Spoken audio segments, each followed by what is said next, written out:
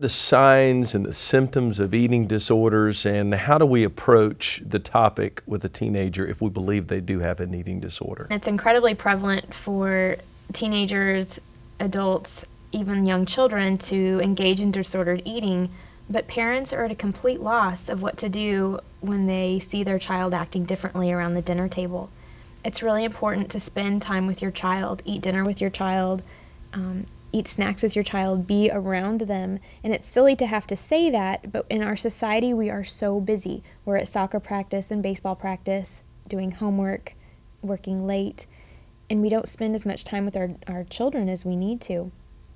If you notice your child binging on large amounts of food, and this could be upwards of 500 extra calories to 2,000, 3,000 extra calories in one sitting, this is a problem, and you have to take note of that.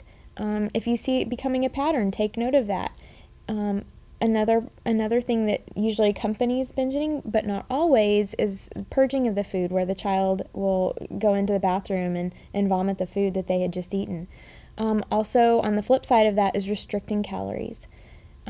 It's very common for your child to just eat maybe breakfast and then skip lunch at school and skip dinner with your family and explain it away as, well, I ate lunch with my friends today, and well, I'm going over to my friend's house for dinner, and no, I ate a snack on the way home from school. We all stopped at Sonic. And kids can make 1,000 excuses for when they eat, what they ate, who they ate with, and have a complete story for you, and none of it be true, and they only had breakfast with you that morning, and that may have been, a bottle of yogurt and a glass of water. Another important thing is for eating disorders is to notice poor body image, and this is usually accompanied by low self-esteem with a distorted body image. And your teenager that may engage in disordered eating will have an inability to maintain an appropriate weight for their height and also their age. Now, this can be underweight or overweight. Most people see a girl with an average weight, an average body type, and say, well, they could never engage in disordered eating. Look at them, they look great. But if a child is engaging in purging, they're retaining some of those calories, so they're actually, keeping calories in their body. But when they're purging, they're obviously losing some of that caloric intake and doing numerous types of harm on their body as well. So you talk about stress over body image and in eating. In some ways, that describes the teenager's development of a sense of self. Absolutely. You're talking excess, I would gather. So do you have any norms for us? I mean, what are we looking at as far as normal body image questions then that parents can not panic over? I mean, kids are supposed to feel a little different about themselves. Absolutely. And this is again where spending time with your child is incredibly important. Kids are always going to question, how do I look? What am I supposed to be eating?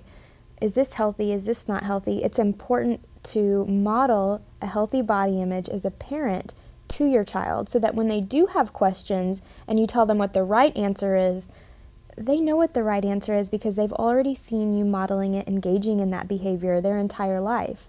So when they ask you about what's a healthy meal, or should I be eating this, or is this an okay size for me to wear as a 16-year-old girl, or should I look like this dad when I'm a 17-year-old boy, those are all normal questions. It's okay to question, what do I look like and what should I eat? Or why did kids make fun of me when I look like this? It's okay for them to ask that because they are developing that sense of self, and they are developing a healthy attitude toward themselves when they ask you those questions, because they depend on you as a parent to give them answers, but mostly they depend on you to model that healthy sense of self already.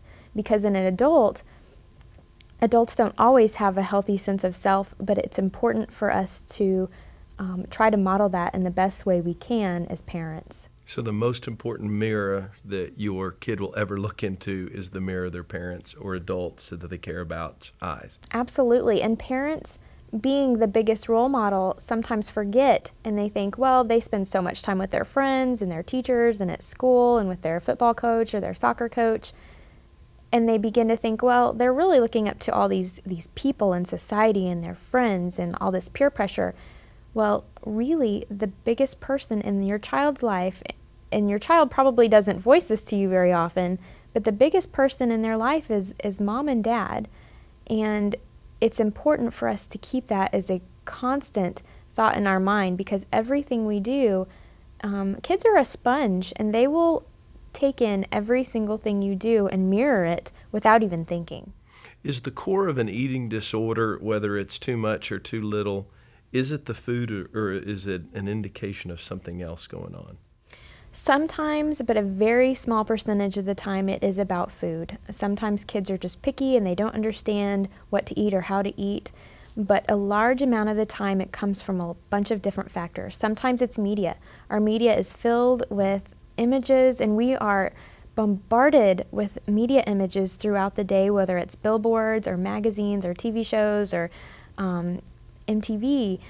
We get so many negative images in front of our view, we can't articulate what's healthy and what's not healthy.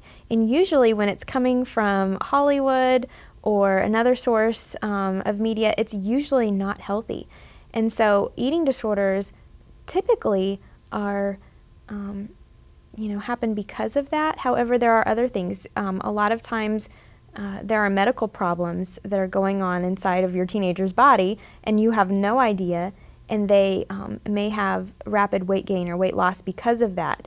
For example, if there's a medical problem going on in a young girl's body and nobody's diagnosed it yet, and people begin to compliment her, "Oh, you look great, you're wearing a new size, and that dress looks amazing on your body," and they hear this, they begin to think, well, wow, if people are noticing me now, I must have been grotesquely fat before, and they begin to change the way they eat, change the way they exercise, because of the adoration that they're getting from adults and peers. So if someone believes that their student, that either whether it's your own child, of someone they're dealing with, if they believe the kid has an eating disorder, male or female, what is our first step? Well, statistics would say that the faster you react, the higher the rate of recovery will be.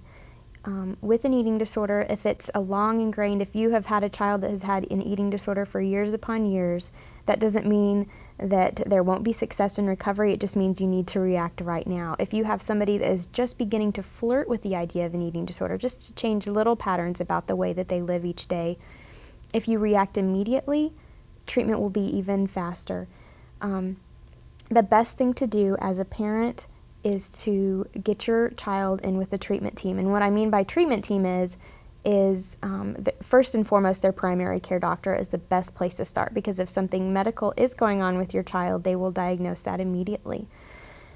From there, it's good to see some sort of therapist, a mental health therapist. They also need to see a nutritionist, because sometimes kids just have absolutely no idea what to eat because they're surrounded by their peers a great deal of their time. And kids all eat differently. And so sometimes there's a distorted view on what's healthy and how much is too much to eat and what's not enough to eat for the size of my body and the height and my age that I am. And so seeing a nutritionist is a valuable concept with eating disorders.